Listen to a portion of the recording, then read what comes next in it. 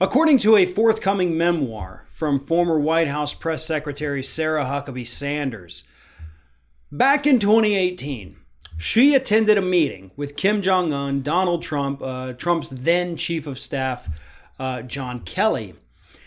And during the meeting, in Huckabee Sanders' own words, Kim Jong-un winked at her. It was in the middle of a conversation that Kim and Donald Trump were having. They were talking about things like sports, she says. And then she happened to look up from whatever she was doing and noticed that Kim Jong-un was staring at her. And as soon as the two made eye contact, he winked at her. And of course, Donald Trump and John Kelly did not waste any time on their trip back home encouraging her to, quote, take one for the team and sleep with him. Now, she kind of makes it sound like they may have been joking, but she definitely makes it sound like the entire exchange made her incredibly uncomfortable. I have to read some of the excerpts here, and these are from her book. Book is called Speaking for Myself. Guardian obtained a copy of it. They wrote about this. Here are some of the quotes. Kim Jong-un hit on you, Trump told me. He did. He effing hit on you. And this was on the trip back. Sir, please stop.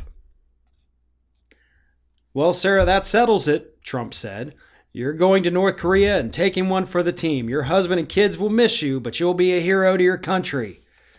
Sanders said the president and his chief of staff howled with laughter as they drove on. And I included her saying, Sir, please stop, because that is important. Now, here's the thing. Sarah Huckabee Sanders got paid for a couple of years to straight up lie to the American public. Is she telling the truth about this encounter?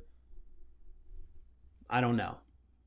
I honestly, I can't even give her the benefit of the doubt at this point because that woman has been so dishonest.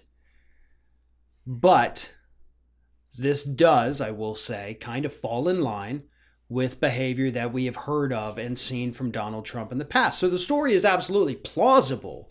Whether or not it actually happened is a completely different story. But the reason I included the Sir, please stop is because it does paint a picture of a woman who was, behind the scenes, a victim herself.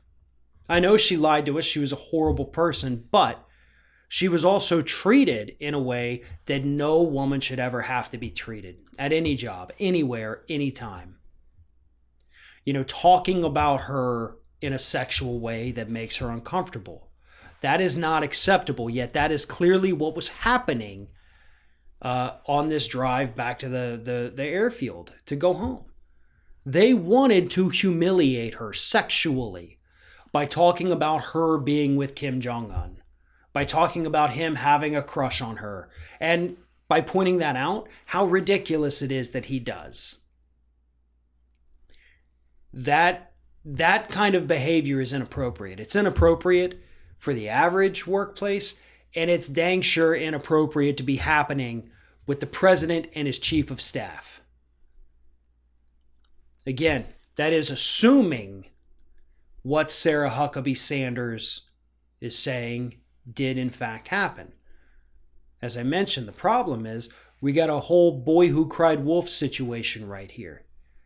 She has told us so many lies for so many years, whitewashing everything this administration did, and now she comes out with a story where she is the sympathetic character, where she is the victim, where she is the one being picked on.